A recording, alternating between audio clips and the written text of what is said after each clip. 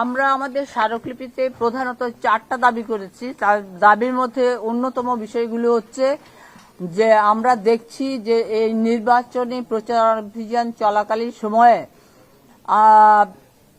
জামাতে ইসলামের নেতৃবৃন্দ ধারাবাহিকভাবে নারীর বিরুদ্ধে বিদ্বেষপূর্ণ এবং অবমাননাকর বক্তব্য দিয়ে চলেছেন।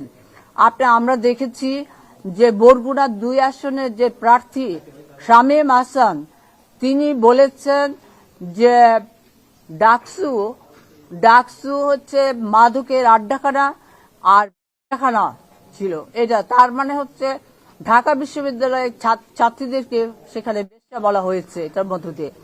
এর পরবর্তীতে আমরা দেখেছি যে জামাতের আমির ডাক্তার শফিকুর রহমান, তিনি আল জাজিরার সাথে যখন সাক্ষাৎকার দেন সেখানে তিনি বলেছেন যে তাকে প্রশ্ন করা হয়েছিল যে কোন দেওয়া হয়েছে কিনা, কোন প্রার্থী দেয় নারী প্রার্থী তাদের আছে কিনা। তিনি বলেছেন নারী প্রার্থী নাই, তবে তারা প্রক্রিয়ায় আছেন, তারা করবেন। বলছে যে এত বছর পরেও তাদের একজনও নারী প্রার্থীরা নাই, নারী প্রার্থী নাই, এই কথাটা বলেছেন।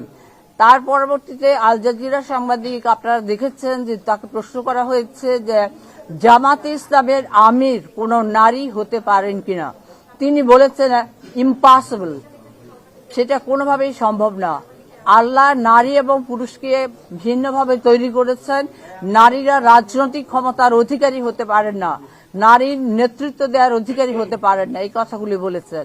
আর এর দুদিন পরে আপনারা দেখেছেন আরো দুঃখজনক ব্যাপার হচ্ছে, আমরা দেখলাম জামাত ইসলামের আমির তিনি তার ব্যক্তিগত ভেরিফাইড যে এক্স অ্যাকাউন্ট, সেখানে তিনি বলেছেন যে নারীরা বাইরে যায়, বিভিন্ন কাজে যায়, বিভিন্ন পেশার সাথে যারা আছে যারা যায়, তারা তাদের কাজটা সেটা পতিতাবৃত্তির সমান, মানে পতিতাবৃত্তি, সব অর্থটা হচ্ছে পতিতাবৃত্তি সেগুলো। তার মানে হচ্ছে যে কর্মজীবী নারীরা, যে শ্রমজীবী নারীরা, আমাদের কোটি কোটি আমাদের শ্রমজীবী নারী এবং আমাদের কর্মজীবী নারী, আমাদের পেশাজীবী নারীরা কাজ করছেন, আমাদের ছাত্রীরা যারা কলেজ ইউনিভার্সিটিতে যারা পড়াশোনা করছেন, তাদের সবাইকে কিন্তু ওই, আমি শব্দটা আর উচ্চারণ করছি না, ওই ওই অশালীন ওই কুৎসিত ভাবেই কিন্তু তাদেরকে দেখা হচ্ছে, কুৎসিত ভাবেই কিন্তু তাদেরকে অবমাননা করা হচ্ছে। এরকম একটা অবস্থা।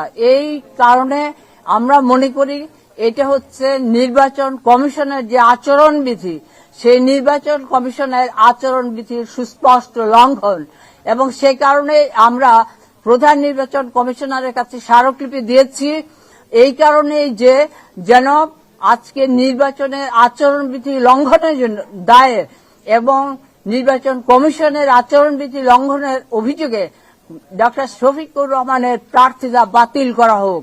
এটা আমাদের একটা দাবি।